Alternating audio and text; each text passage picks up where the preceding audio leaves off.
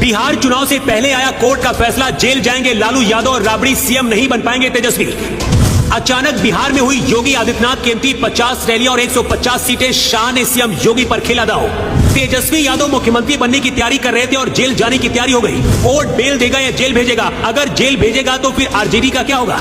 अदालत ने जिस मामले में लालू यादव, राबड़ी देवी और तेजस्वी यादव पर एक और मुकदमा चलाने का आदेश दिया है, वो मामला क्या है? उससे पहले आपको बताते हैं कि आखिर क्यों बिहार में योगी की डिमांड होने लगी है और योगी आदित्यनाथ को बिहार में सबसे बड़ा स्टार प्रचारक बनाकर भेजा जा रहा है। डिप्टी सीएम केशव मौर्य को पहली बिहार चुनाव का सह प्रभारी बनाया गया है। बीजेपी गैर यादव पिछड़ी जातियों में मजबूत पैठ के साथ साथ अपर कास्ट को साधने की रणनीति पर काम कर रही है। रवि किशन, मनोज तिवारी से लेकर निरहुआ तक बीजेपी के बड़े चेहरे हैं जो बिहार से आते हैं और इन्हें बिहार में इस बार बीजेपी उतार रही है। लेकिन सबसे बड़े स्टार प्रचारक बिहार में योगी आदित्यनाथ होंगे, क्योंकि जातिगत राजनीति कितनी भी बड़ी हो, इस वक्त के जैसे हालात हैं, योगी आदित्यनाथ ऐसे शख्स है जो हिंदुओं के एक करने की ताकत रखते हैं। योगी के भाषणों में इतना दम है कि लोग अपनी जाति भूलकर बीजेपी और हिंदुत्व के नाम पर वोट करते हैं। योगी आदित्यनाथ 50 से ज्यादा रैलियां बिहार में करने जा रहे हैं। नॉर्थ से लेकर साउथ तक बीजेपी योगी आदित्यनाथ को हर चुनाव में भेज रही है। लेकिन यूपी से लगते बिहार की राजनीति में योगी की एंट्री क्यों जरूरी है और कैसे योगी आदित्यनाथ बिहार चुनाव का रुख बदलने की ताकत रखते हैं, इसे आपको समझाने की कोशिश करते हैं। 2020 में जब बिहार चुनाव हुआ था, उस वक्त योगी आदित्यनाथ को सीएम की कुर्सी पर बैठे हुए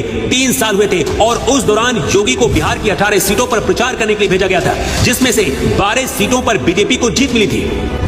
इसका मतलब यह है कि योगी का स्ट्राइक रेट तब 67% था। पिछले साल चुनाव में हरियाणा में विधानसभा चुनाव हुआ था, वहां पर उनका स्ट्राइक रेट 64% से ज्यादा था, जबकि उसी के साथ महाराष्ट्र में चुनाव हुआ, जहां पर योगी का स्ट्राइक रेट करीब 95% से ज्यादा था। मतलब योगी ने जहां जहां जो कहा उस पर लोगों को विश्वास हुआ।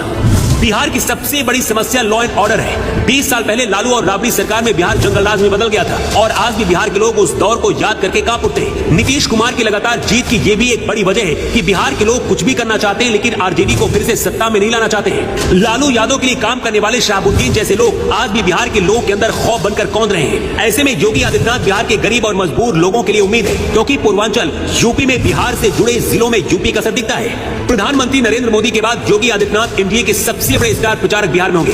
योगी आदित्यनाथ के अलावा यूपी के उप मुख्यमंत्री केशव प्रसाद मौर्य और कुर्मी जाति से आने वाले स्वतंत्र देव सिंह भी बिहार चुनाव के मैदान में उतरने वाले हैं। उधर कोर्ट ने लालू परिवार को लैंड फॉर जॉब घोटाले में लालू यादव, तेजस्वी यादव और राबड़ी देवी के खिलाफ IRCTC स्कैम में आरोप तय करने पर राउंड रेवेन्यू कोर्ट ने फैसला सुना दिया है। कोर्ट ने लालू, राबड़ी और तेजस्वी को झटका देते हुए धारा 420 के तहत आरोप तय कर दिए।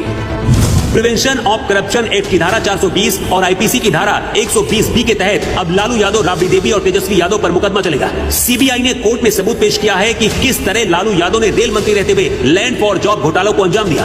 अब तक आरोप